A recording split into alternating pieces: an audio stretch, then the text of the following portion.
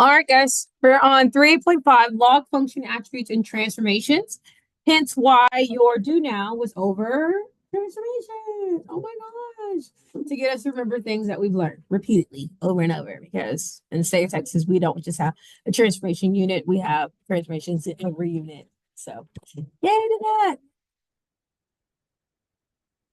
All right, up first, we're going to be talking about our log attributes. Log attributes are going to be the same regardless of the base, but for the sake of having a graph, we're going to analyze log f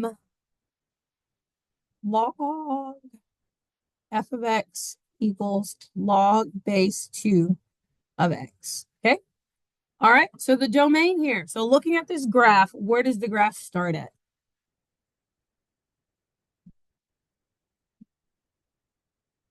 From on the x-axis, we start at 0. And then we continue to infinity. Domain is left to right, our x-axis, right? So this means, or it can be written as x is greater than 0, right? We're not saying that it's equal to because it doesn't appear to be equal to the 0, okay? The range is from bottom to top. Well, it appears to be going forever down and forever up. So our range is from negative infinity to positive infinity. It's all real numbers. Okay? Our intercept, your intercept is where do you cross the x and or y axis at? Well, I don't ever cross the y axis, but I do cross the x axis, and the x axis is crossed right here at 1, 0. So we have an x intercept at 1, 0. All right, next is our asymptote. Your asymptote is your imaginary boundary line. Our imaginary boundary line is right here. That's why we don't cross or touch 0. It's imaginary. Okay, so we have a vertical asymptote at x equals 0. So this is x equals 0.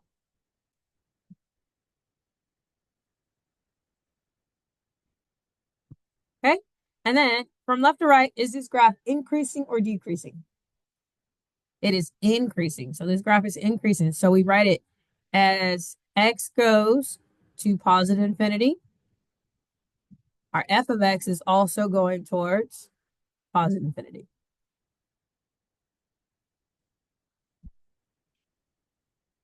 Okay, the other things that we're going to talk about are the other key points on this graph. So notice that I'm right here at 2, 1.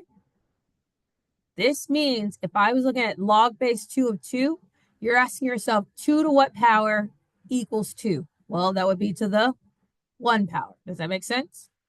So next we're here at 4, 2. So if this would read log base 2 of 4, so you're asking yourself 2 to what power equals 4? Well, 2 to what power is 4? 2. And then we can look right here at this one. We have 8, 3. So we're asking ourselves 2 to what power equals 8? And the answer is 3. Okay. So when you're looking at your x values are your p values to whatever power you're in. Okay. These attributes apply to all log functions. Okay. No matter what, all parent functions of logs. The only thing that changes is how the graph is shaped, and that's because the b value. So we're now going to look at when b equals 10. Okay. So when b equals 10, we now have f of x equals log base 10 of x, and this is our common log, right? So this is our common log, but everything is the same. The domain, your domain is from 0 to infinity. Your range is all real numbers, negative infinity to positive infinity. Your intercept, you still only have an x-intercept, and it's at 1, 0. Your asymptote is still imaginary. And it's a vertical asymptote at x equals 0. And the function is still doing what? Increasing. It's still increasing from left to right. As x goes to positive infinity, your f of x is also going to positive infinity. The difference here is because your base changed, your graph has changed overall. Notice that at 2, I'm no longer at 1, right? At 4, I'm no longer at 2. However, my base is 10. So whatever my base is going to be my 1 value. So my base is 10. So b comma 1. 10 to what power equals 1? Okay? 10 to the 1. Well, sorry, 10. Yeah, 10 to what power equals 10? Did I say 0? Oh, my bad. 10 to the 10. 10 to what power equals 10? Thank you. Said that wrong. That was a tongue tie right there. Okay? I can't graph anything else, right? Like, after 10, when you're counting by multiples of 10, what comes next? Back. No. Powers of 10. Sorry. 20 would be next. Powers of 10, what would come next? 10 to the 1, 10 to the 2, 10 to the 3. Those are powers of 10. 100, right? 10 squared is 100. What would it look like for us to have a graph for you to plot 100 on? Like crazy people. So we cannot graph 10 squared. You can do it, look at it on Desmos if you really need to see it. But hopefully you get the gist of it, okay? All you're doing is looking at the powers. All right, so once you know parent function, it comes down to transforming those parent functions. How do I make things move?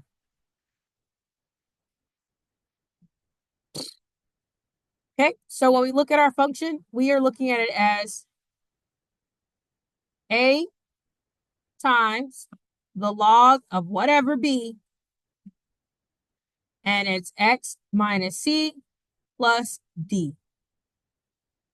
Did anything change from our last transformation? No, we still have an a, we still have a c, and we still have a d. And each one plays an important role.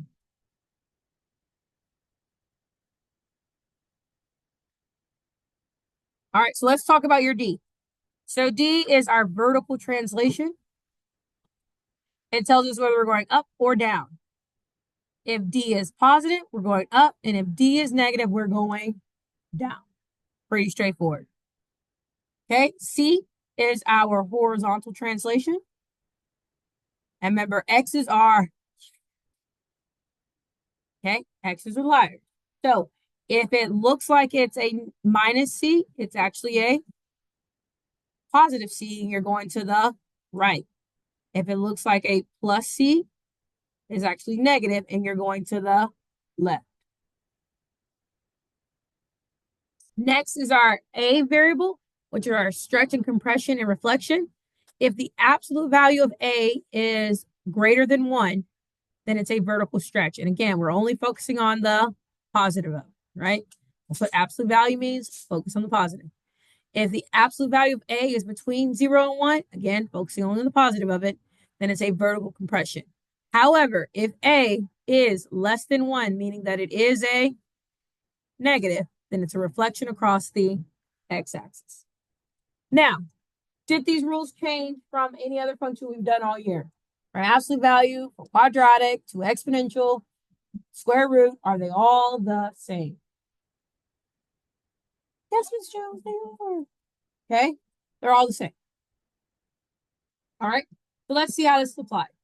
If we have the following functions, we at this point should be able to graph something pretty basic without the use of a calculator, okay? So graphing without the use of the calculator is what we're going to practice. However, I'm not naive to the fact that if you have access to Desmos, you're going to use Desmos. Duh. Get it. Got it. Cool. However, I want to show you that some things are pretty straightforward and don't require you to use Desmos. All right, so we're going to label these as y1, y2, and y3. Okay, I'm going to draw in my, pretend that's the straightest line you've ever seen. I'm going to drop down a little bit because I really don't need this much on the positive, but negative y-axis. So I'm going to drop down, and there is my x and y. On my x and y, I'm going to start with my parent function. My parent function is log base 2 of x. How do I know the parent function? Because there's no a, no b, no c, no d. Nothing's being added, subtracted, or multiplied to this, correct? So my parent function is log base 2 of x. We just talked about what those values were. So for here, we talked about we were using 0, 2, 4, and 8. Those are all the powers of 2, right? So for log base 2 of x, you end up with, I didn't mean to say 0. You saw nothing. Oh, hooper scoopers. There we go. All right, so we have 0, 1, 2, and 3. This is just double checking. 2 to the 0 power is 1. 2 to the 1 power is 2. 2 squared is 4. 2 cubed is 8. So these were our parent function values. I'm going to call them PF. Okay, so I'm going to graph the parent function. So we're at 1, 0, 2, 1, and we're going to be at 4, 2. I don't have enough room to do 8, 3, which is A-okay.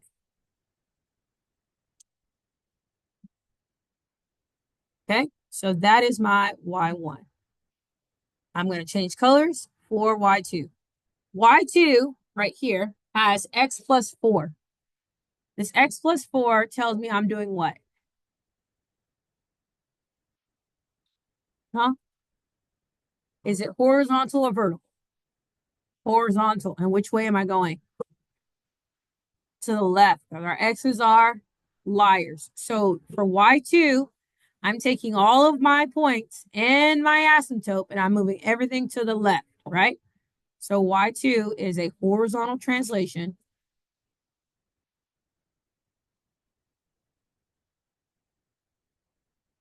Two units left. So I'm taking each one of these and moving it 2 units left. Also, my imaginary boundary line will be moved as well. So if you want to draw it, you can, but it's I wrote 2 and it's 4. No one corrected me. Y'all are horrible. 1, 1, 2, 3, 4. Do, do, do, do, do, do. Imaginary boundary line has been moved. Now I'm going to move my x-intercept. 1, 2, 3, 4. I'm going to move my other point. 1, 2, 3, 4. I'm going to move my next point. 1, 2, 3, 4. And then I'm going to connect them.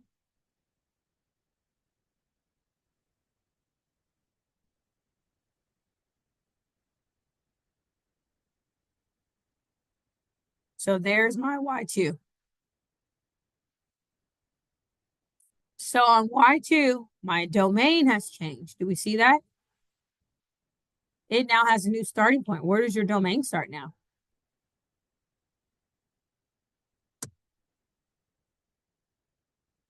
-4, and then continues to infinity.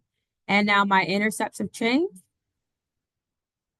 My intercepts have changed. I now have 2 of them. I have one at -3, 0. And I have a y-intercept now at 0, 2. The reason why I can have a y-intercept is because I don't have a vertical asymptote on 0 anymore. So we can actually touch and cross it.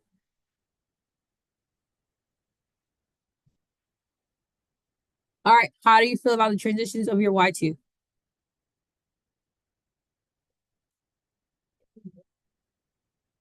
Which part? Counting to the left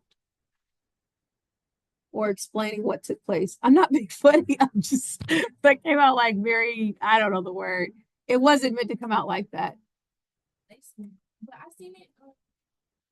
You was talking about how I had no extra letters and all the other stuff. Yeah. So this is why it's your parent function. Yeah. I think I'm just like just Drawing it? Oh, domain? Yes. For real? Like under 5 minutes. Go. All right.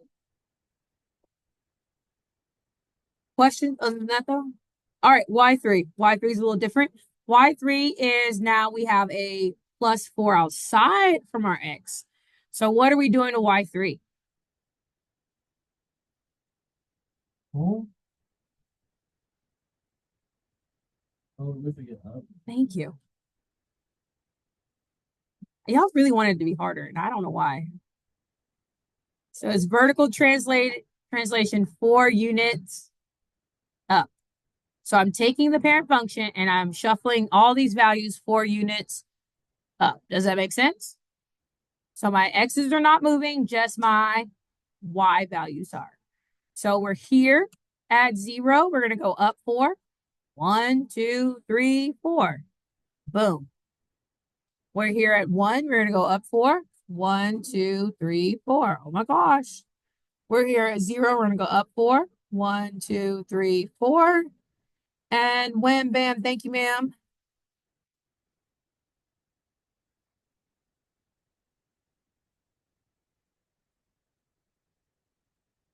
There's our y3.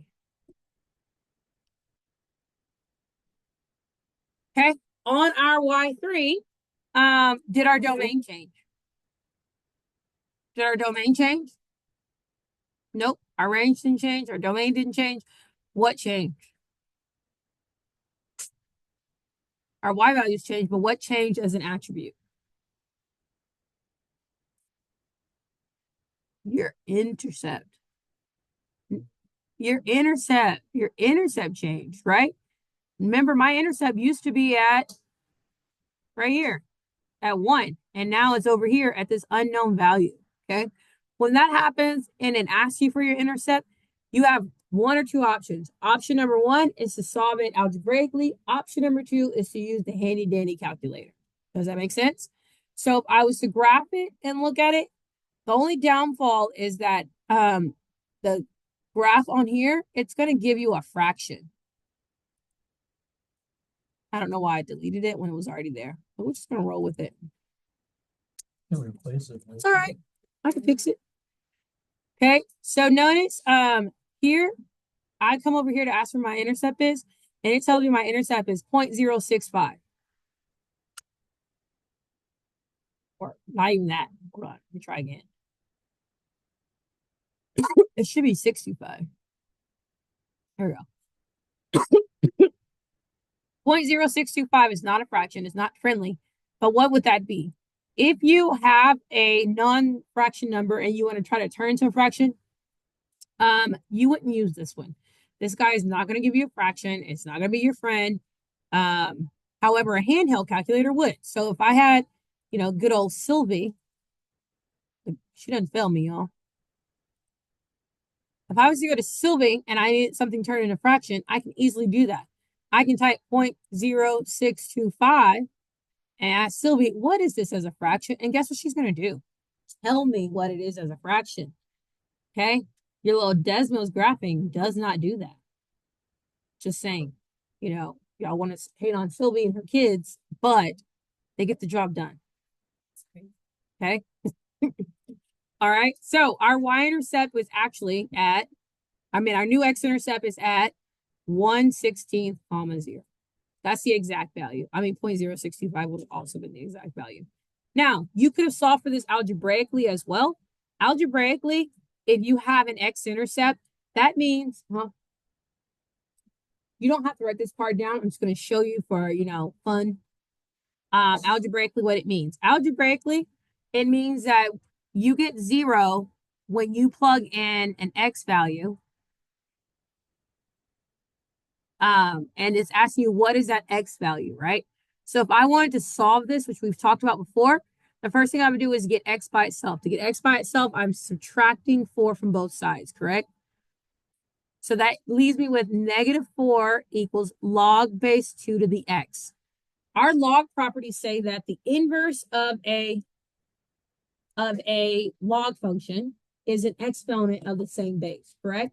Property number 1, the inverse of a log is the exponent with the same base. So you literally would just take whatever the base is and you would raise that to both sides.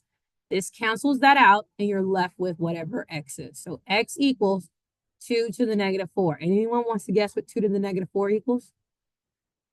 1/16. just in case, you want to see it for fun.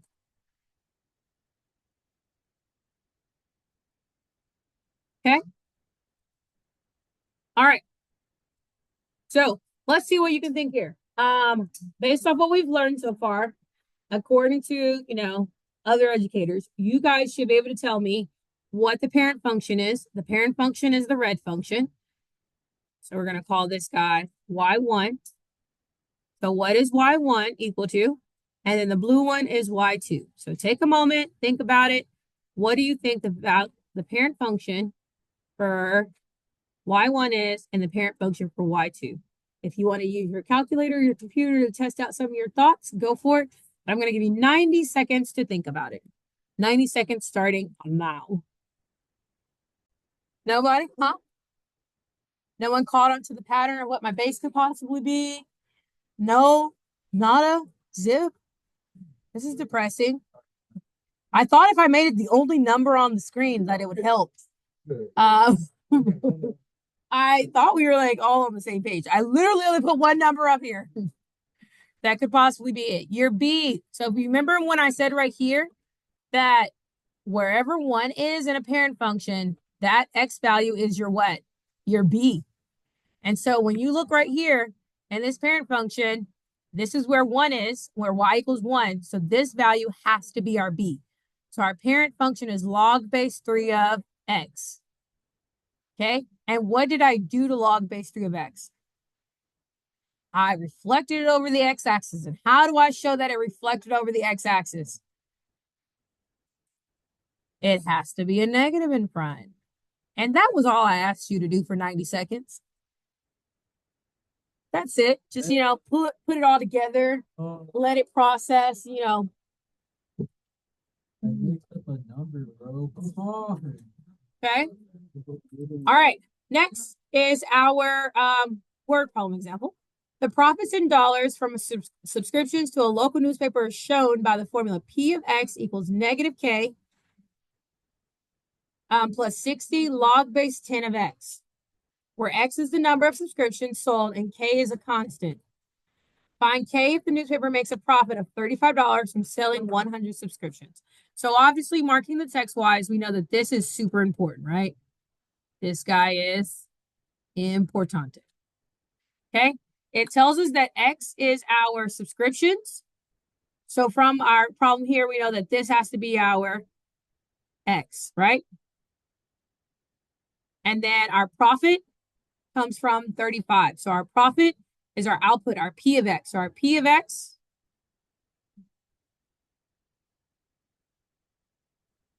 this is our P, our profit. So now I'm going to plug in everything I know and solve for what I don't know. So P of X is 35. I don't know the K because that's what I am finding. Plus 60 log base 10 of 100. A lot of you are like, I need a calculator. No, you don't. Okay. Log base 10 of 100 means 10 to what power is 100? 10 to what power is 100? 2. So this becomes negative K plus 60 times 2. Is this not a problem that we could easily solve? Yeah.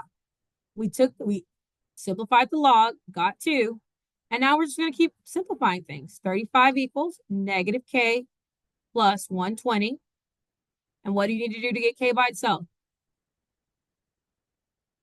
Subtract 120 from both sides. And that leaves me with what? What? Negative K equals. If you have $35 in your bank account and you go spend a negative 120, how much do you have in your bank account? Negative 85. You have overdrafted, my friend. Okay. A negative on both sides means that K has to be positive. So we get that K equals 85. So our constant is 85. Huh? We did. But it was a negative K and a negative 85. Right? So if I have negative K equals negative 85, let me do the math. Technically, you're going to divide by negative 1. which is why I became A. Sorry for simplifying it, huh? All right, the overdraft came right here, 35 minus 120. All right, yes, how do we feel about example 3? Applying what we know about logs. Typically in a problem like this, you would get a log that you can simplify. Does that make sense? Like it would be log base 2 of 8. And you should be able to say, oh, that's 3, something you can do without a calculator. All right, next is maximum and minimums. When you're asked about maximum and minimum values, what that means is that you're evaluating to see which one gives you the highest value. So you're going to be evaluating the beginning and the end. Okay, so first one we have is f of e. And if I have log base e and I plug in e, what does that equal?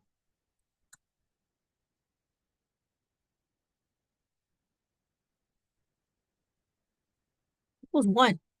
E to what power equals e? 1. E to what power equals e? Okay, then we're going to do f of 10. F of 10 is log base e of 10 equals what? I don't know. I'm going to use a calculator.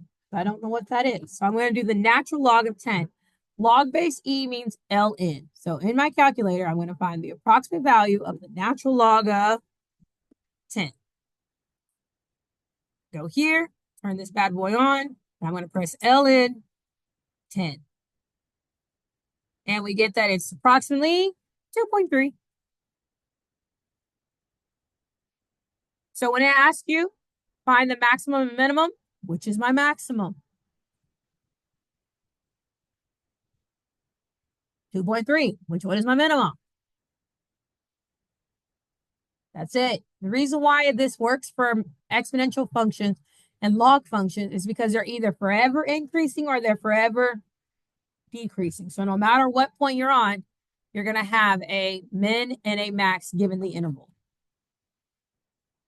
All right. How do you feel about finding the max and min giving a specific interval? It's a little scary.